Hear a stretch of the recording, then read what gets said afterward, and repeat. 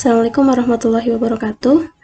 Di video kali ini kita akan melanjutkan materi untuk mata kuliah multimedia pertemuan keempat.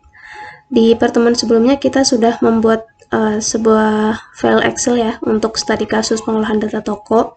Ada beberapa sheet dari menu, barang, persediaan, penjualan, dan pembelian. Terakhir kita kemarin sampai pembuatan menu seperti ini. Nah, di pertemuan 4 ini kita akan melanjutkan studi kasusnya dari soal studi kasus tersebut. Untuk yang pertama kita akan memodifikasi atau mengubah dari sheet persediaan. Dari yang sebelumnya sheet persediaan itu hanya ada nomor, kode barang, nama barang, persediaan awal, dan HPP. Nanti di pertemuan 4 kita akan menambahkan untuk kolom pembelian, persediaan untuk dijual, penjualan, dan kolom persediaan akhir, dan kolom jumlah. Jadi pertama silakan buka materi atau praktikum dari pertemuan minggu lalu, kemudian dimodifikasi untuk sheet persediaan, tambahkan kolom seperti ini di belakang HPP. Jadi ada tambahan sheet untuk pembelian, kolom pembelian, kolom persediaan untuk dijual, kolom penjualan, kolom persediaan akhir, dan kolom jumlah.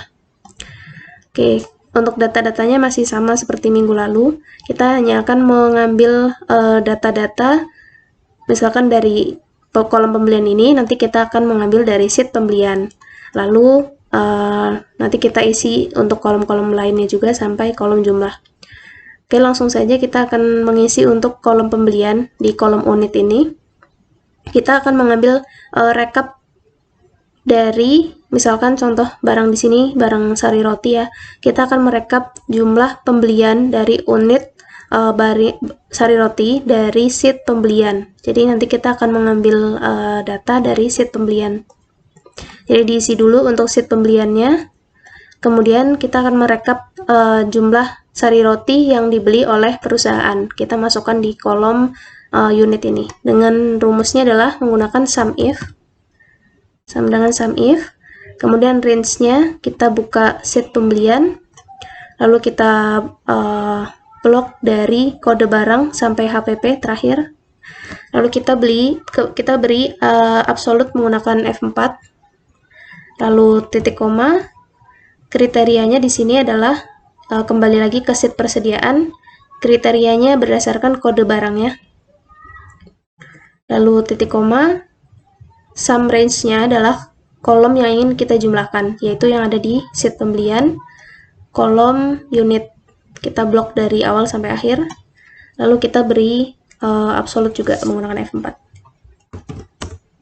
Nah, lalu hasilnya seperti ini akan terlihat sari roti unit pembeliannya 70. Nah, kita cek apakah betul untuk di sheet pembelian barang sari roti di sini ada 2 pembelian ya. Sari roti yang pertama ada 50, kemudian ditambah nomor 6 ada pembelian lagi 20. Jadi totalnya ada 70. Begitu juga untuk barang-barang yang lain, kita drag ke bawah rumusnya. Nah, nanti akan otomatis untuk yang sudah kita beri absolute tadi adalah untuk range-nya. Kita beri F4 tadi dan sum range-nya. Dia tidak akan berubah atau bergeser. Yang akan berubah hanya untuk kriterianya saja, yaitu mengambil dari kode barang yang ada di persediaan.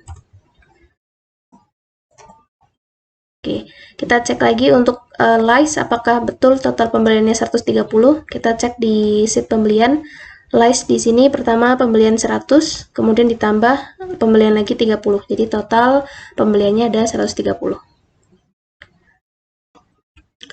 Lalu untuk kolom persediaan untuk dijual, di sini kolom unit adalah penjumlahan dari unit persediaan awal ditambah pembelian. Jadi barang yang siap untuk dijual adalah sama dengan persediaan awal. Di sini kita punya misalkan 30 ditambah pembelian yang dilakukan oleh toko ke supplier, misalkan 70. Nah, jadi totalnya untuk sari roti ada 100 barang yang sudah siap untuk dijual. Ini rumusnya tinggal kita kopikan ke bawah. Kemudian untuk penjualan, kolom penjualan kita akan mengambil data dari sheet penjualan. Caranya tadi sama seperti di sheet pembelian. Jadi kita menggunakan SUMIF. Sum if, range-nya kita blok dari nama barang sampai unit. Kemudian kita beri absolute F4, titik koma. Untuk kriterianya kita mengambil dari nama barang, titik koma, range yang akan dijumlah adalah range unit. Kita beri absolute. Nah, seperti ini. Kita coba cek untuk teh pucuk, total penjualannya ada 15 barang. Nah, kita cek di sini tanggal 25 terjual 10, ditambah tanggal 26 terjual 5, ada 15 barang. Lalu untuk Citato, di sini terjual tanggal 26 ada 15, ditambah tanggal 27 ada 20, totalnya ada 35.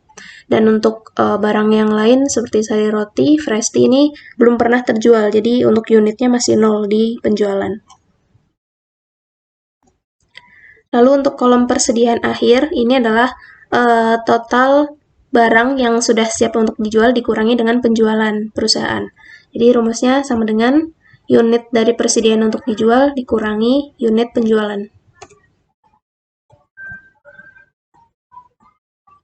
Jadi di sini untuk misalkan Mr. Bread, setelah dikurangi ada 10 penjualan, maka sisa stok yang dimiliki ada 25. Nah, untuk pengisian lusin, kodi, dan gross caranya sama seperti kemarin. Untuk lusin adalah total barang dibagi 12. Untuk kodi, total unit dibagi 20. Untuk gross, total unit dibagi 144. Kita tinggal kopikan rumusnya ke bawah. Dan sama untuk kolom yang lain.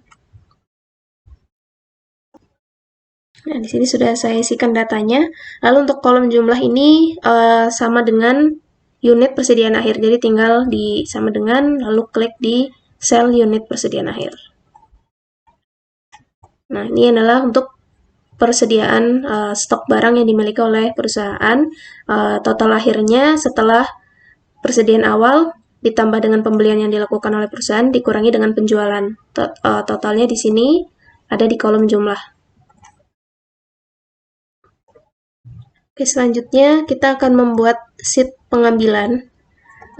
Ini adalah sheet untuk data-data pengambilan uang perusahaan ya. Misalkan di sini silakan buat sheet pengambilan dengan template-nya seperti ini. Kita hanya isikan saja di sini untuk tanggal, keterangan, dan jumlah nominal uangnya. Misalkan di sini untuk pengambilan uang perusahaan ya, misalkan di akhir bulan 31 bulan 3 ada gaji karyawan sebesar 3 juta rupiah.